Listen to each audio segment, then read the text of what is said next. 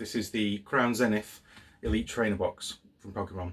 So this came out 2 days ago. It's really hard to get hold of. I went to a couple of places and they'd sold out already, and then the place I did buy this from was limiting it to 1 per customer. So a couple of things to know about this one. This set. This isn't like a proper set. It's kind of the last set from Sword and Shield before we go into Scarlet and Violet, or whatever the next one's called.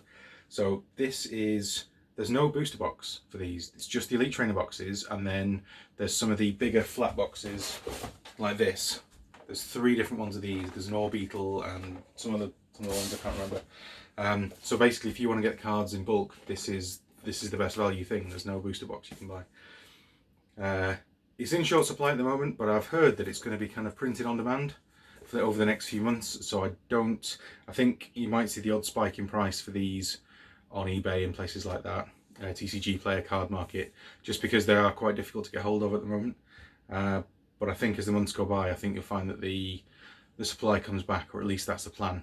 I don't know when they're going to release the new Scarlet and Violet set, because it would be a bit odd. I don't know if this is just meant to be like a legacy sort of celebration of that set. It is similar to the Celebrations box in that it has 10 booster packs, not 8. And it's also a bit more. It's also a bit pricier. This is, in the UK, this is sort of retailing everywhere at £50 instead of like the 40-ish pounds that most of the others, this sort of standard Elite Trainer box would retail at. And that's compared with normal prices for booster boxes, sort of around 130 here for Pokemon in the UK. So yeah, but the pull rates are supposed to be great. So it's going to be interesting to see what happens to the card prices, because some of the cards are amazing. There's some really big hit sort of chase cards in this set, but also now there's kind of limited supply, so people are going to be going crazy for them, and I imagine the prices are going to go up.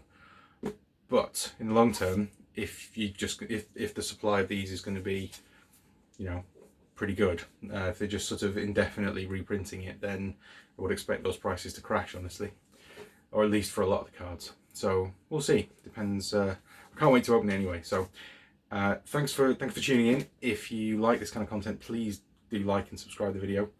And yeah, sorry, subscribe to my channel, like the video, and yeah, let's crack on.